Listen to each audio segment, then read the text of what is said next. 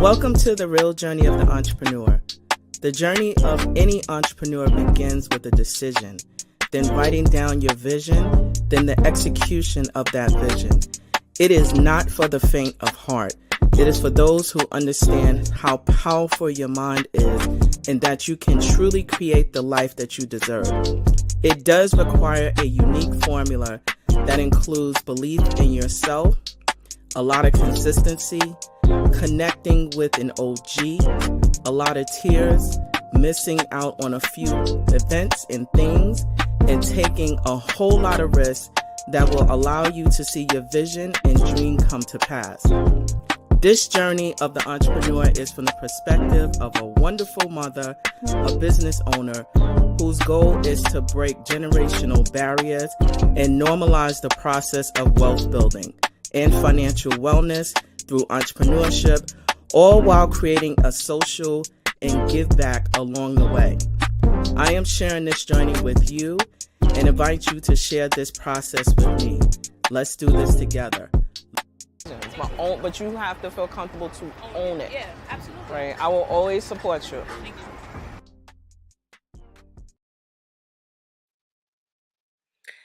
Well, hello there, wonderful people. We are back for another episode of The Real Journey of Entrepreneurship. Now, if you are just as excited as I am, we're in season 3, and so I could not be more excited to continue to win this dare that I would not do a show. So, just a little bit about, how the real journey with the entrepreneurship got started was based upon a dare, that I wouldn't do this type of work behind the scenes of creating a space where entrepreneurship and entrepreneurs can learn from one another. So here we are starting season 3, which means that yes, I won the bet. So welcome to the real journey of the entrepreneur. We are so excited to present to you entrepreneurs who have the courage to share their best practices, help us to learn and grow and scale quickly, responsibly, and also through the process sometimes that drive us all insane. Because I can tell you, being in a space of entrepreneurship full time, that is not for the faint of heart. There is no way that, there are times that I don't want to do what I want to do. I don't want to know everything. I want to just live out this dream that I've written down on my vision board and on my pieces of paper. And a lot of times it is not the way we map it out in our heads and on pieces of paper. Any entrepreneur can tell you who is really passionate about what they do. We make lots of mistakes. Some of us, most recently cry. Some of us, most recently, are doing things and embarking in spaces that we've never done or experienced before. And that's the beauty about when you have the ability to create the things that you imagine. And when you see it actually working, it brings immense joy, but it also comes with a lot of responsibility to be consistent, to learn from your mistakes, and also fail. And this is, and most people, when I say fail, they're like, oh, you're not supposed to fail, that's a horrible word, but that's a part of the learning process when you're in the space, specifically when you're in the space of entrepreneurship. And what I say is that you fail, and fail quickly instead of sitting in it, so that you can grow and learn from that challenge. So enough of me, because guess what? I always say I have the best seat in the house. Why? Primarily because I get to interview courageous entrepreneurs who have stepped into the space of living their dreams, or maybe it wasn't a dream. Maybe it came, because of some other situation and circumstance that allowed them to continue to remain in this space of creating an economy for themselves. And Mali is no different. And so Molly is the president of Full Deck Design, um, has been in business for 25 years. So let me explain to you what being in business for with 25 years is. I can't tell you, but the idea that someone is actually over the 3-year mark times, what is that, times three? No, times seven.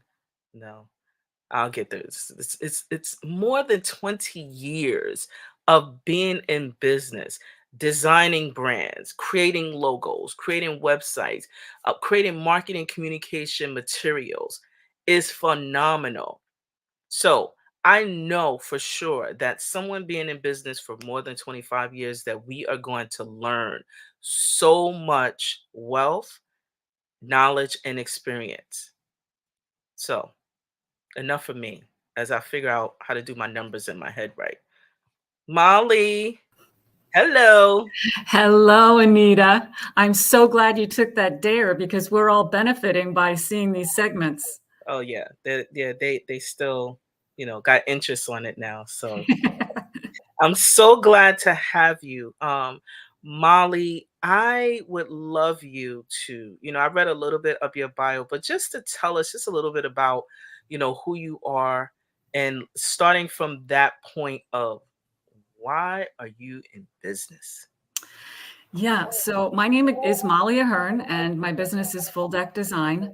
I never thought I would be a graphic designer. I got a degree in Spanish and psychology, and I thought I was going to be the ambassador to Spain.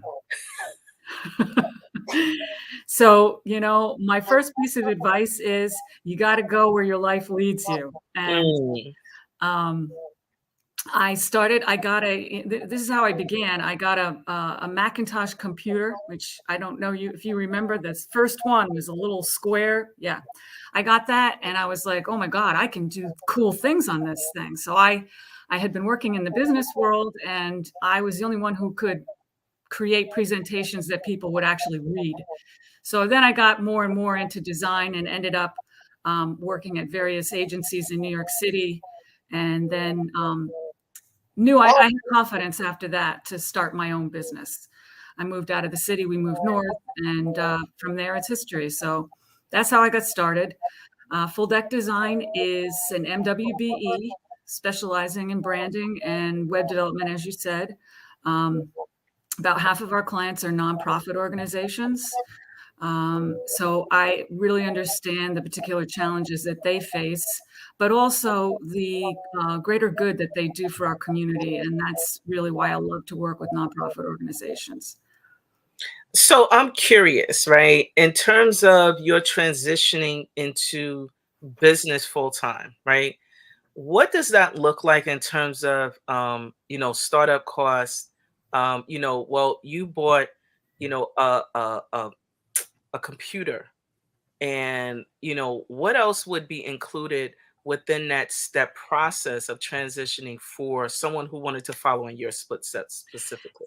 Yeah, for a graphic designer, you have to invest in, a very large screen computer, um, which is the first, the hardware, and then you need a good printer. But also, you have to pay for the standard software, which at this point incurs a monthly fee.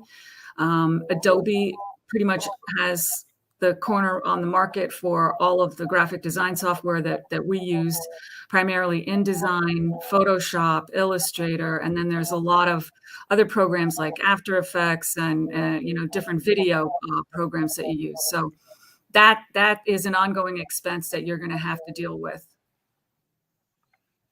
And so when one is entering into the business, into a business, I notice that when I'm talking to clients that they spend a lot of time before they actually get into, really understanding who their target market is.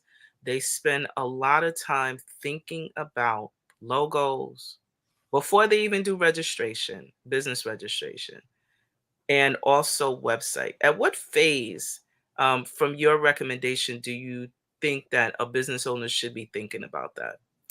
Yeah, I really recommend that a new business owner go through the process of developing a business plan because that exercise really helps you figure out who your competitors are, what kind of clients you think you want to target and why. And then once you get that sort of basic structure, because a lot of times you'll think you're going to do one thing, but then when you set pen to paper, it really turns into a more targeted focus, which is the perfect position at that moment to say, okay, now I need to design a logo and I need to get a website because the website is a critical component. I mean, it's the modern day business card. You must have one or people will not think you are a legitimate business. You know what? I like how you put that, the modern day business cards, which leads to me to ask you, are people still utilizing business cards or requesting you to design business cards? Yeah, sure, absolutely. The name of my company obviously is Full Deck Design, so my business card is a playing card. And it really gets a lot of attention. When people get it, they remember me. So it can be a powerful tool when you're in a one-on-one networking situation. So I wouldn't forego business cards, printed business cards at all. But I do think it's more important to have a website if it comes down to a monetary issue. Number one is logo design, number two is website design, and then you can work on business cards, brochures, whatever other additional materials you need. And would you mind sharing your thoughts? Because I know we're talking about the website, the importance of just having an online presence in general versus, whether it's just a website or on social media. Yeah. Okay. So going all the way back to the beginning, once you have your initial website established, it's very, very important to get a Google business account. So when you get a Google business account, that allows, and you need an actual mailing address to get one. You can't use a PO box. So they'll send you a postcard verifying your address, and then once you have a business account, Google is pretty good about indexing your website and creating a little subpage for you when anybody does a search of your company name. But a key thing that it does do as well is allow for people to submit reviews online. So right on the Google. So without even going to your website, if somebody does a search for your business, a lot of younger people, this is the way they vet businesses, and they'll look and see what those Google reviews say and may not even go to your website based on what the reviews are. So that's a very important step as well. For your initial website, you can start with something very basic. Make sure you include imagery. Make sure you're not excluding anyone. So make sure you're having inclusive imagery and your your website, one thing that you have to do now is be ADA compliant, which is Americans with Disabilities Act.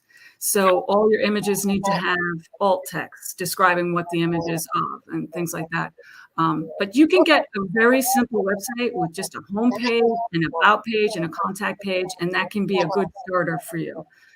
You don't need to hire a designer if you have a very limited budget. There are free alternatives out there or very low priced alternatives that you can establish a web presence through. And just because we are in business doesn't mean that we're not going to provide, alternatives. Because when you're just starting, unless someone has give you a cash injection, most of us are starting utilizing a lot of free services. And so, don't be ashamed or think that you have to be at a specific level. What Molly is sharing is very practical and useful, because you will eventually, once there is consistency and you still, go through the process of continue to believe in yourself, you will grow your business. But these are different, utilize these useful resources, because, there are times when you just won't have it. And so utilizing Yeah, my goal always is to help you grow your business. So, if I'm going to share everything I know and enable you to do that at a moment when you don't have a lot of cash, I'm hoping that down the road, when you have the money to hire a designer like me, you'll come back to me. So that's always my goal. I don't try and hide anything. I'm going to tell you I'm going to bore you with everything I know to try and help you grow your business. And so, in line with growing your business, how important, or what is your best approach for business collaborations and building a network? Yeah, I do a lot of collaborating. In the MWBE world, we have, prime contractors and subcontractors. So a lot of times I will be the prime contractor and then I will subcontract out a component of the work that I don't specialize in. So, for an example, one of the things that I might subcontract is, well, somebody wants a whole new brand. Um, and maybe they are changing the brand for a reason. So I might partner with a PR firm who specializes in something like establishing focus groups and interviewing people and understanding what the change is all about, why it's happening, and getting information out of that, then can develop a tagline, for example. So that's one way I collaborate. And Molly and I happen to belong to Hudson Valley Women in Business, where both are members, but also we serve in a capacity of the advisory board committee. And one of the things that I say that um, being a member does have its benefits. However, we're all deepening our networks by working along to help to support the mission and vision of Hudson Valley Women in Business. So we're expanding our networks. We meet bi-monthly, where we are helping, we meet, we talk, we're sharing, but for a very long time, I think the first time we met one another in person was a few months ago, right, Ma? I think it was, but we've talked, as if we've met one another in person. But it's really important to diversify, collaborate with other businesses that are the same and also not. And the reason why is I personally believe is that you are expanding your knowledge base. And also you can close the gap on making referrals to those that you have grown to know and trust within the space, because we can't handle all the business out there. And so having a pipeline is really critical. What do you think about that? I totally agree. And I'll tell you a story that illustrates that. So, Hudson Valley Women in Business, we hold an event every month. And during COVID, all those educational sessions were done through Zoom. So, the meetings always kick off with breakout groups, and you are in a little room with two or three other women and, getting to network and share and whatever. So, one of those meetings, lo and behold, I found an old colleague that I used to work with a number of years ago, and she has her own business, same as mine, obviously, graphic designer. Um, and she was like, "Oh, Molly, I want to, connect with you after this." And she needed somebody to cover for her when she went on vacation. So Mm. that was great. I was happy to do it and happy to return the favor as well when I want to go on vacation. So, that's just kind of one way. You never know how the collaborations will develop, but certainly being part of a networking group like Hudson Valley Women in Business can do a lot to help you not only answer business questions, but develop that network and that level of trust to get clients. Agree. I so agree. And growing your business does require relationships. You can't do this solo, no matter how much you think you can. At the end of Build, the day, your reputation is everything. So that's what it's all about. yeah, step out there and meet some folks. So, um, in wrapping up, it's like hard to believe that we are have gone so quickly, Molly. Um, it's just amazing. These conversations are so robust and so fruitful. What realistic tips can you offer to someone who is interested in stepping into the space that you're in? Yeah, well, it's a good question, and one that I'm going to answer by going back to your intro, talking about making mistakes. So I so heartily agree with you that you can't be afraid to make mistakes because you're going to make mistakes.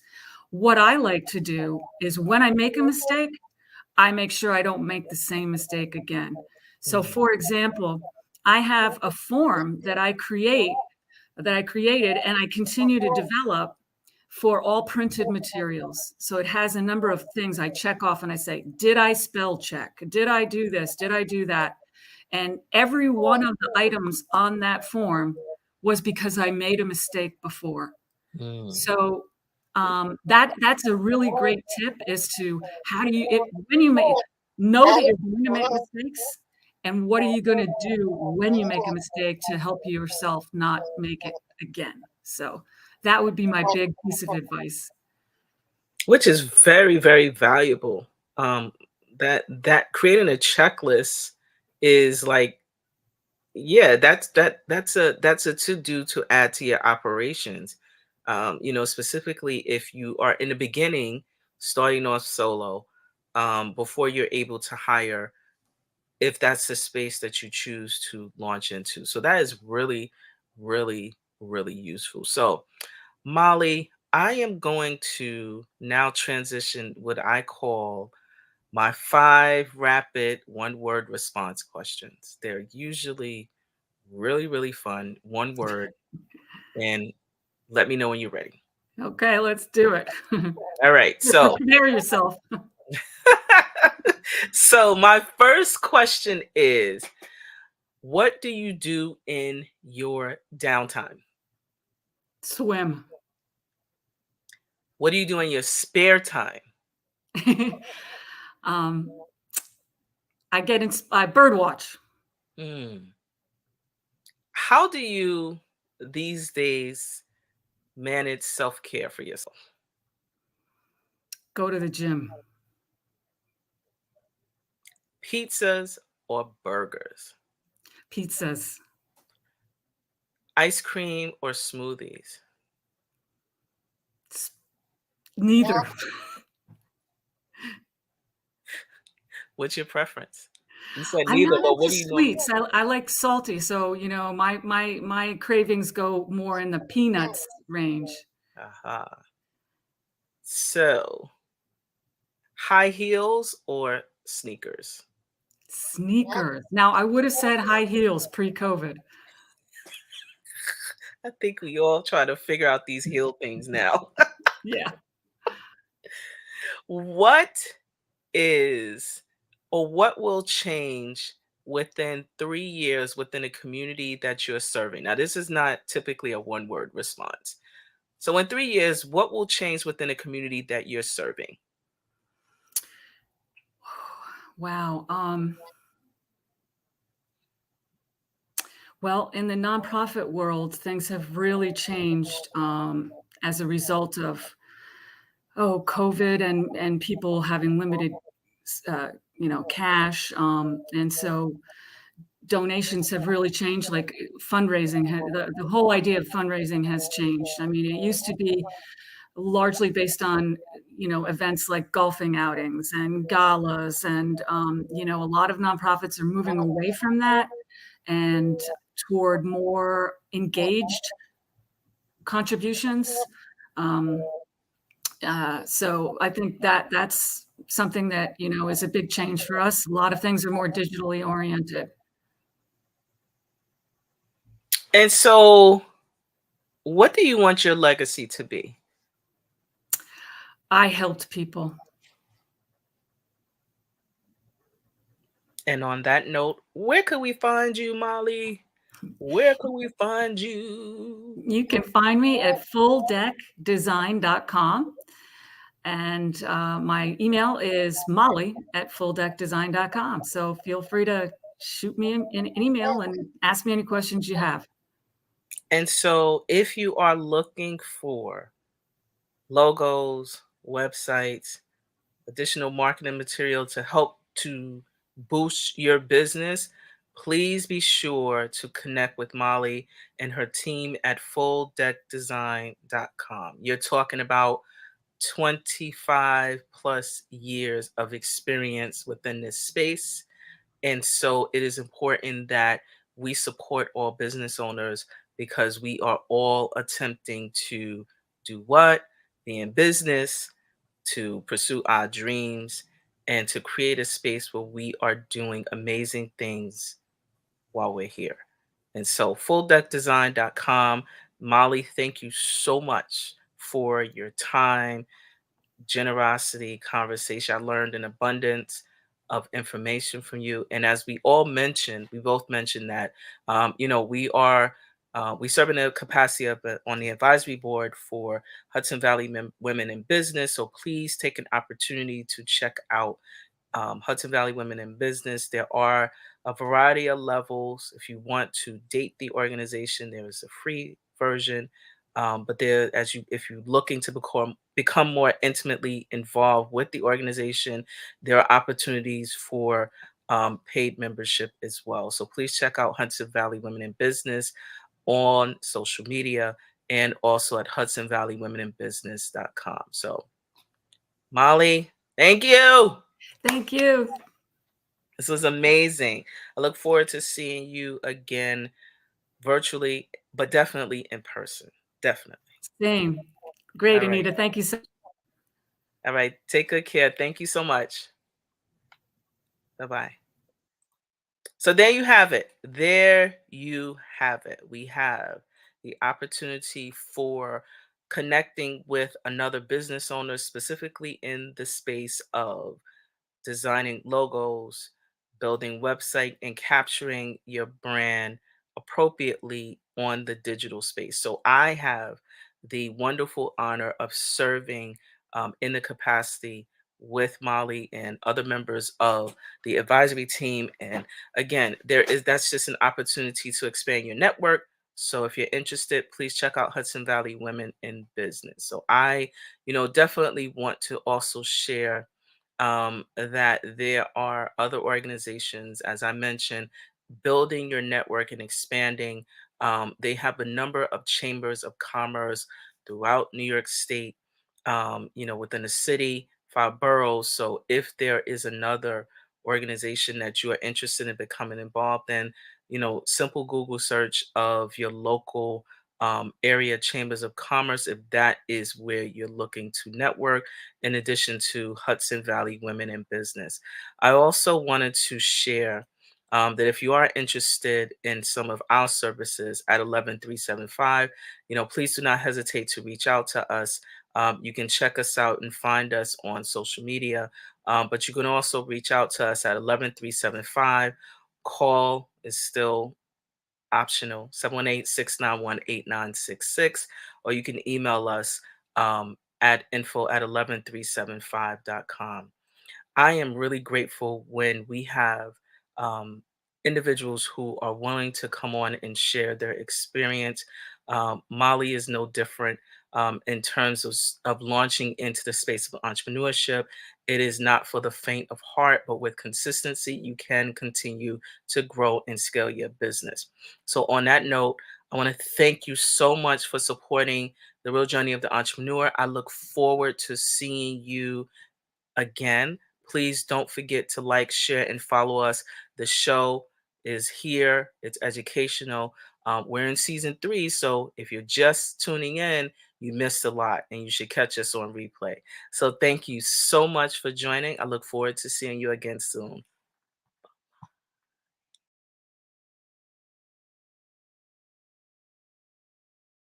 Welcome to 11375. My name is Anita Pierce, and I am the owner of a New York-based MWBE certified business consultancy.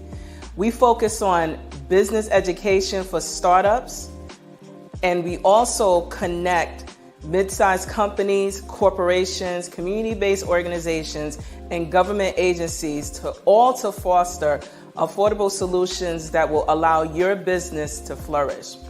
We elevate the awareness of our communities with regards to financial, mental, and also economic wellness. Some of our services include project management, training and facilitation, stakeholder engagement, and also advocacy within the business community. If you're interested in some of our services or all of them, please do not hesitate to reach out to us. We're on all of the social platforms at 11375, or you can check us out at our website at 11375.com. We look forward to supporting you and your business goals.